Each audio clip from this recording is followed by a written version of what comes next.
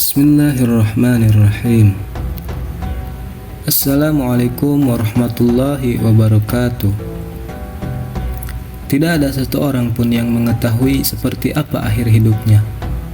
Apakah itu akan menjadi akhir yang baik, husnul khatimah, atau akhir yang buruk, su'ul khatimah. Wal'iyadu billah, a'udzubillahi min dalik. Wallahu a'lam, hanya Allah lah pemilik skenario itu. Di sini saya akan mengisahkan salah satu kisah seorang ahli ibadah yang patut dijadikan pembelajaran bagi kita semua.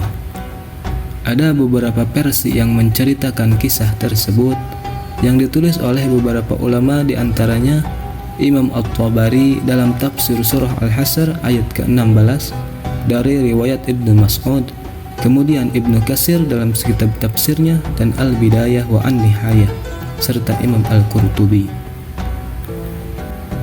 Syekh Taqiyuddin Al-Hambali dalam Masaib Al-Insan min Maqa'id Asy-Syaitan menukilkan perjalanan Syekh Barsiso. Sebelum akhir hidupnya, Syekh Barsiso merupakan hamba Allah ahli ibadah selama 220 tahun tanpa melakukan maksiat sedikit pun.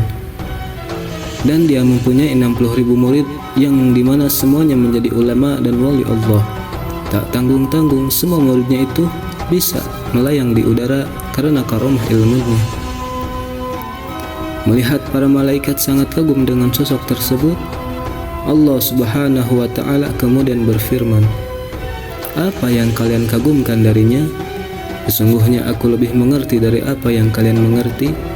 Sesungguhnya ia Barsiso dari pengertianku akan berbuat kufur dan masuk neraka selama-lamanya." Mendengar firman Allah tersebut, para iblis laknatullah pun tersenyum dan mengerti apa yang harus dia lakukan.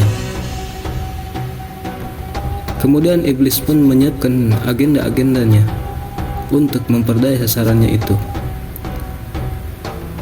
Setelah itu, iblis mendatangi Barsiso di pondoknya dengan menyamar sebagai pemuda ahli ibadah yang memakai jubah putih terbaik dan wewangian.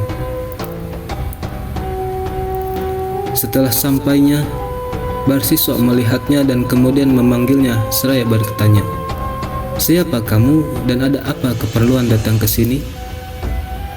Iblis pun menjawab, "Aku hamba Allah yang beribadah kepadanya dan aku ingin pula membantu Tuhan dalam hal-hal ibadah."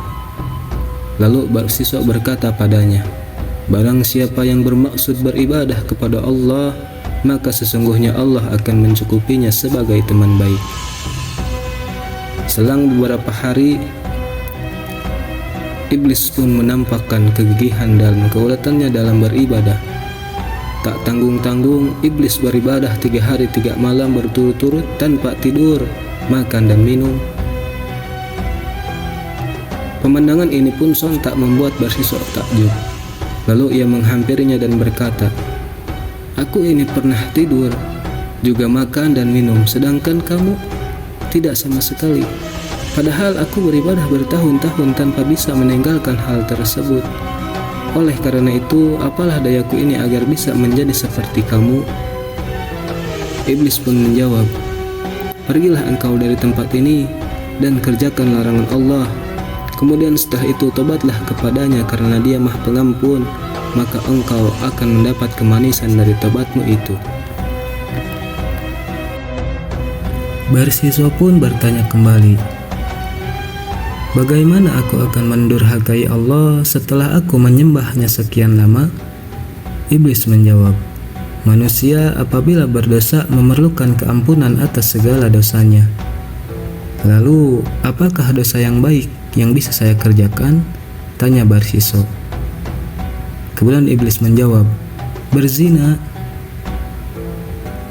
Setelah mendengar kata itu, lantas Barsiso menolak, "Kalau hal seperti itu, pasti aku tidak akan melakukannya." "Engkau bunuh saja seorang hamba Allah yang mukmin," tawar si iblis. Lagi-lagi Barsiso menolaknya. "Itu perbuatan yang keji, aku tidak berani melakukannya." Tak mau menyerah, iblis pun menawarkan kembali, "Kalau begitu, minum sajalah air yang memabukkan. Ini yang lebih mudah." dan tidak ada hubungannya dengan orang lain. Setelah mendengar tawaran pemuda soleh tersebut, Barsiso berpikir sejenak, dan tak lama kemudian ia luluh dengan bujuk rayu si iblis. Lalu Barsiso lanjut bertanya, "Di mana saya akan mendapatkan minuman itu?" Iblis menjawab, "Pergilah ke desa ini." Barsiso pun kemudian segera pergi menuju tempat yang ditunjukkan oleh pemuda ahli ibadah tersebut. Sesampainya di desa tersebut, ia melihat sebuah warung yang menjual minum-minuman keras. Tak berpikir panjang, ia pun langsung masuk dan memesan sebuah minuman keras dan langsung meminumnya. Setelah meminum minuman keras tersebut, Barsiso pun mabuk parah. Dan dalam keadaan kondisi mabuk parah itu, melihat perempuan penjual minuman keras tersebut yang bertubuh seksi dan cantik, Barsiso langsung tergoda dan menzinainya. Setelah itu kemudian Barsiso membunuhnya karena takut apa yang diperbuatnya akan dilaporkan. Dan akhirnya Barsiso pun melakukan perbuatan yang pada awalnya ia tolak. Dalam keadaan seperti itu, iblis pun menyamar sebagai suami perempuan tersebut dan memergokinya. Terus ia melaporkan kepada hakim dan masyarakat. Barsiso pun ditangkap ramai-ramai dan akibat perbuatannya itu, ia dihukum jilid sebanyak 80 kali karena minum khamar, kemudian 100 kali karena berzina, dan disalib karena telah membunuh. Pada saat Barsiso dinaikkan ke tiang salib, iblis pun datang dengan menyamar sebagai pemuda ahli ibadah yang pernah ia jumpai dan berkata, "Bagaimanakah pendapat tentang keadaanmu sekarang?" "Malang bagi orang yang percaya kepada teman yang jahat. Tentulah orangnya akan binasa," saut Barsiso. Berkata lagi si iblis, "Selama 220 tahun aku tersiksa oleh ibadahmu hingga aku menjerumuskanmu seperti ini. Namun apabila kamu ingin bebas, aku bisa membebaskanmu." Barsiso pun lanjut berkata, "Itulah yang aku maksudkan. Turunkanlah aku, maka aku akan berikan apa yang kau pinta." "Nah, sujudlah kepadaku," saut si iblis. "Bagaimana aku bersujud sedangkan aku terikat di tiang ini?" tanya Barsiso. Iblis pun menjawab, "Sujudlah dengan isyarat menganggukkan kepalamu." Tak berpikir panjang, Barsiso pun mengisyaratkan kepalanya dengan bermaksud sujud kepada iblis. Dengan demikian, kafirlah ia kepada Allah Subhanahu wa Ta'ala dan pada agamanya. Lantas, apakah iblis tetap membantu Barsiso? Tentu tidak. Ketika ia berhasil menyesatkannya, ia lepas tangan dan berkata, "Aku melepas diri dari engkau Barsiso. Sesungguhnya aku juga takut kepada Allah yang Maha Besar serta penguasa sekalian alam." Sebagaimana firman Allah di dalam Al-Quran, surah Al-Hasr ayat 16 yang berbunyi, "A'udzu billahi minasyaitonir rajim. Bismillahirrahmanirrahim. Kamathali syaitani idh qala lil insani kfur falamma kafara qala inni bari'un minka inni akhafullaha rabbal alamin." Sadaqallahul azim.